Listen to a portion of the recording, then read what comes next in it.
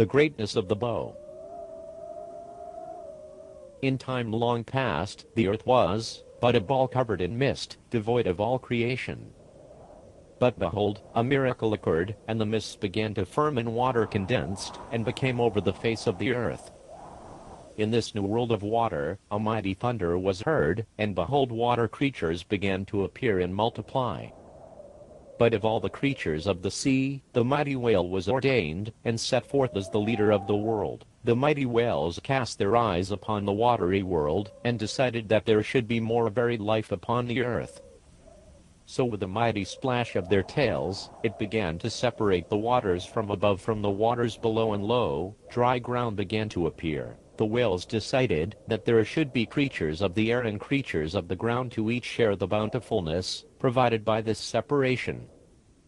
And so birds and other animals appeared, and began to live on the land and the air. The whales allowed these creatures to freely roam the earth, but warned that the undersea world was their domain, and no other creature could adapt to live freely underwater. All creatures large and small accepted the greatness of the whales.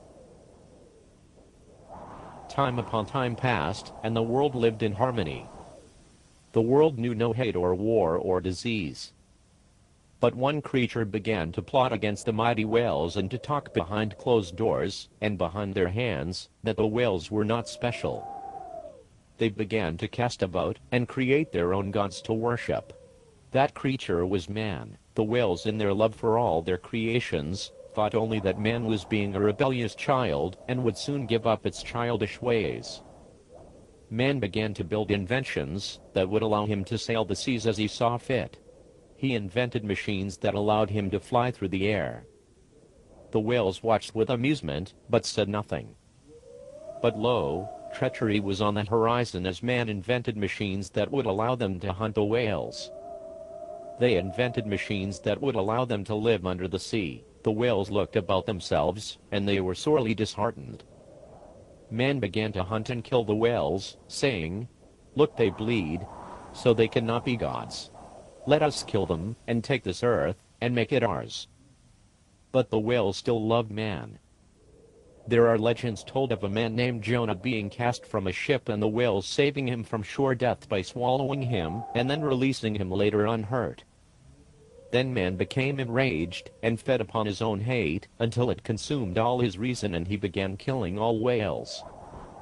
At first he covered this master plan by saying it was for oil for his lamps, to keep away the dark. He lied, and said it was for the meat, to slake his desire for meat. And in one of the cruelest tricks he trained dolphins, the whales' kin, to track them down for man. The war against the whales continued for hundreds of years, and the slaughter was horrendous. The whales became so distraught, they forgot that they had been given power over the earth. They no longer called to, or shepherded the other creatures of the sea, as had been their task, or basked in the sunlight on the ocean's surface.